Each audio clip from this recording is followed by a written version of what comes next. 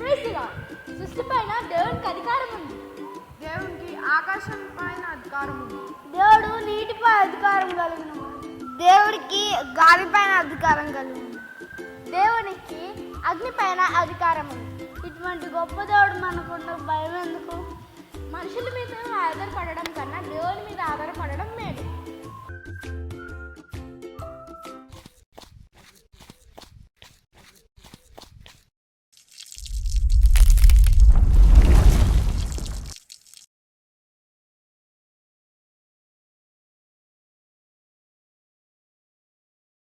Hi friends, నా పేరు Nitin జోషా.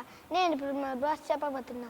Love, joy, peace, long suffering, kindness, gentleness, faithfulness, goodness, self control. Bye friends. Hi friends, praise the Lord. ఎలా ఉన్నారు? బాగున్నారని అనుకుంటున్నాను. నా పేరు అక్షయ్ ట్రైఫినా. ఈరోజు మీ అందరికీ ధైర్యం ఇచ్చే టాపిక్ మీకు గుర్తు చేస్తున్నాను. అదేనండి, ఇజ్రాయిల్స్ గురించి. ఇజ్రాయిల్స్ ఈజిప్ట్లో స్లేవ్స్లా పనిచేసేవాళ్ళు. ఫరో చాలా వర్క్స్ చేయించేవాళ్ళు, అలా చెయ్యాలని వర్క్స్ చేయించేవాళ్ళు. అయితే వాళ్ళు ఆ వర్క్స్లో బాగా స్ట్రెస్ అయిపోయి ఇంకా దేవునికి గట్టిగా ప్రేయర్ చేసేవాళ్ళు. దేవా, మమ్మల్ని ఈ స్లేవరీ నుంచి మమ్మల్ని రక్షించు అని ఇట్లా గట్టిగా ఏడ్చుకుంటా ప్రేయర్ చేసేవాళ్ళు. అయితే దేవుడు ప్రార్థన విని మోషేని పంపించాడు. అయితే మోషేని పంపించి 10 తెగుళ్ళు దేవుడు వాళ్ళకి పంపించాడు. అయితే మీకు తెగుళ్ళు తెలుసు కదా, ఇంకా నేను చెప్పవసరం లేదు. ఆ తెగుళ్ళ వల్ల ఫరోకి కొంచెమైన బుద్ధి వచ్చి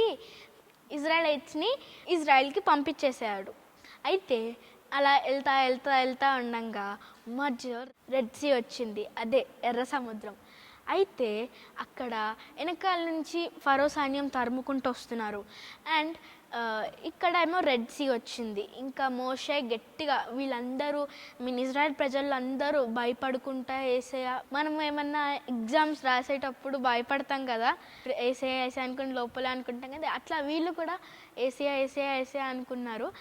అండ్ మోషే కూడా దేవా అని గట్టిగా ప్రేయర్ చేశాడు. And it's a great miracle. అక్కడ ఏమైంది తెలుసా, ఎప్పుడైనా సముద్రం మనం ఫ్లాట్గా నీళ్ళు ఇట్లా వస్తూ ఉంటాయి కదా, అది ఇట్లా 2 పార్ట్స్లా డివైడ్ అయిపోయింది.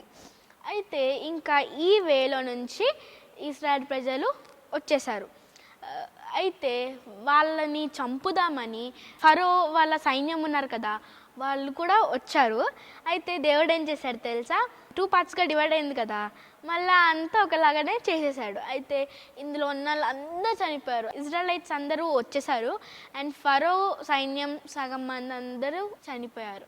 అయితే ఈ పాండమిక్ సిచ్యువేషన్లో చాలామందికి కరోనా వచ్చి బాధపడుతున్నారు, కొంతమంది డబ్బులు లేకుండా బాధపడుతున్నారు, కొంతమంది ఫుడ్ లేకుండా బాధపడుతున్నారు, కొంతమంది జాబ్ లేకుండా. ఇట్లా ఈ సిచ్యువేషన్లో చాలామందికి చాలా పోయినాయి.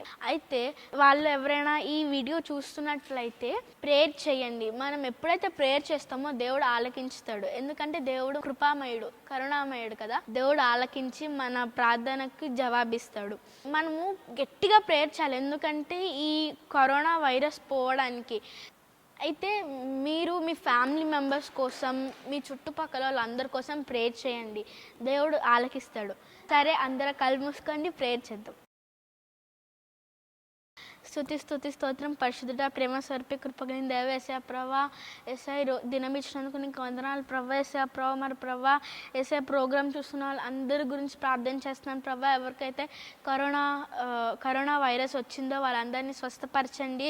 ఎవరైతే వాళ్ళ ఓన్ ఫ్యామిలీ మెంబర్స్ని కోల్పోతున్నారో వాళ్ళకి ధైర్యం దయచేయండి యేసయ్య వాళ్ళతో మీరు ఉండండి ప్రభా. యేసయ్య కరోనా వైరస్ని తీసివేయండి యేసయ్య, ప్లీజ్ యేసయ్య మా అందరికీ మంచి ఆరోగ్యం దయచేయండి యేసయ్య మమ్మల్ని అడిగి వచ్చినాం తండ్రి, ఆమేన్.